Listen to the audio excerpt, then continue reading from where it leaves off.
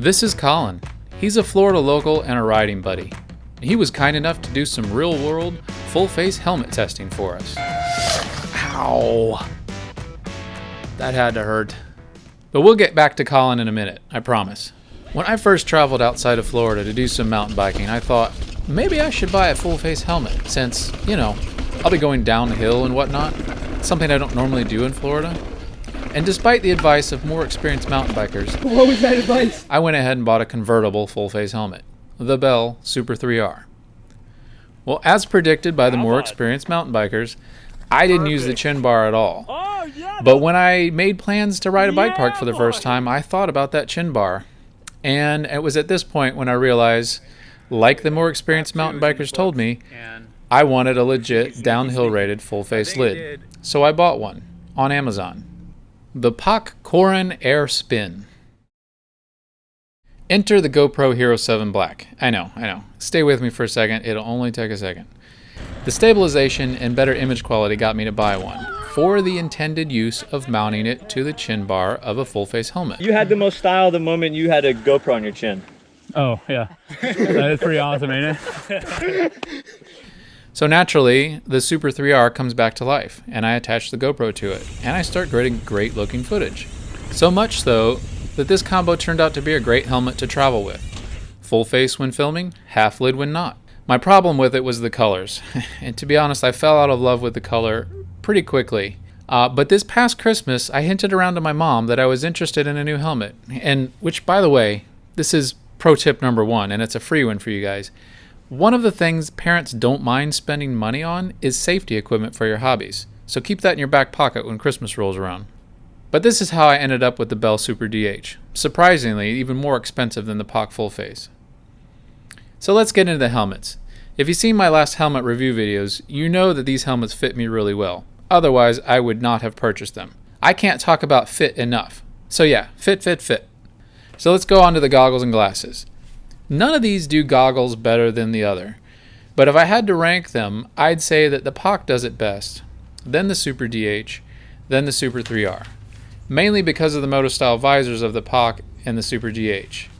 I think they're pretty much all equal in glasses, but I assume different glasses will fit them all differently, so that's up to you to test your glasses on each one. But let's go back to the visors for a second. The Super 3R is the only one with a typical mountain bike visor. The Super DH has a much more of a moto visor, and the POC is pretty much straight up moto visor with breakaway points. The closure systems. The Super 3R has a typical mountain bike helmet clasp system. The simple push to connect, pinch to release. Super DH has the new magnetic system where you get them close together to close it and slide them apart to release.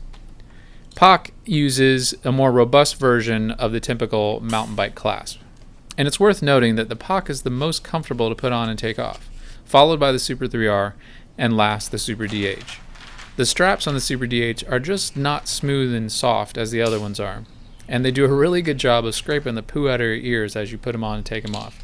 And when you mountain bike in Florida with a full face, trust me, you're going to take it off every chance you get. Let's talk about the Mips and the spin technology here. Both Bell helmets come with Mips, and the POC comes with their own spin technology. And we went over those differences in the POC Technical Race review. But there are differences between the Mips on the two Bell helmets. The Super 3R uses a standard Mips, whereas the Super DH uses some type of new Mips where they have the pads attached to a thin foam shell, and that thin foam shell moves independently of the outer helmet shell. You can see that it works really well, but it's not all Skittles and rainbows. I found out quickly, while they do move independently of each other, they do still touch. You know that sound of high-density foam moving against another piece of high-density foam? Well, imagine that sound happening millimeters away from your ears while inside a small echo chamber. Yeah, it sounds like your head is in a speaker making horrible foam rubbing sounds. It should be said that the Super 3R isn't a very quiet helmet either, but it certainly wasn't enough to make me think of it as a negative. The POC, on the other hand, is dead silent. Ventilation. I've worn both Bell helmets here in Florida on relatively warm days, as well as relatively cool days.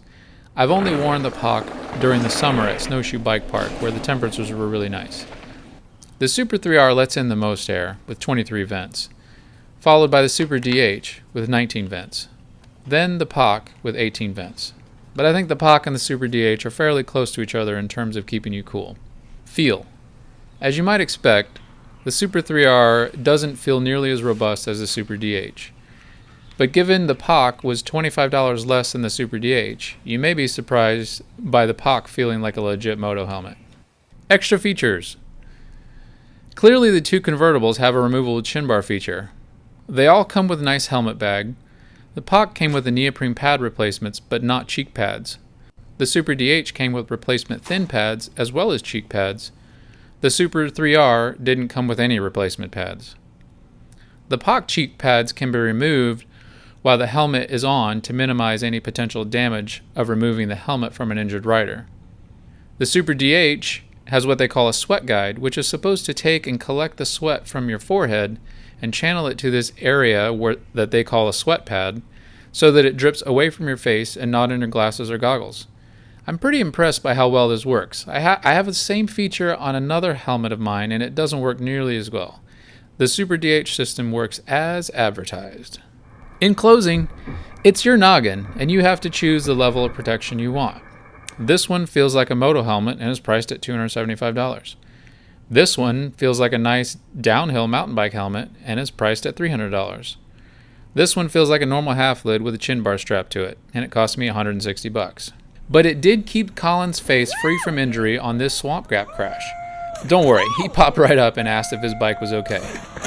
While his Super 3R did its job, it unfortunately did its job for the last time. I mean, he was so committed to this jump. I mean, look at his hands still on the bars just about when his face is hitting the ground. Collin's a shredder and he's a good dude. We give each other a hard time on the trail, but after this crash, I gave him my Super 3R to replace his broken one. We can't have a lack of helmet keeping a good shredder down. So if you want a convertible full face and this is the one you can afford, get it and wear it.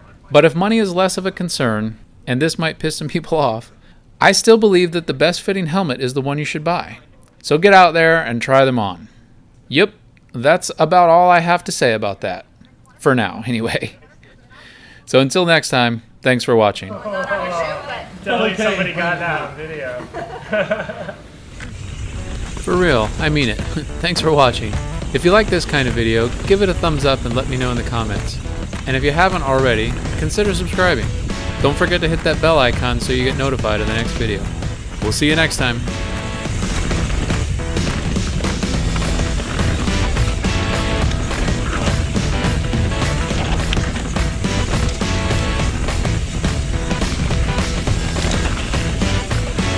Yeah, dude.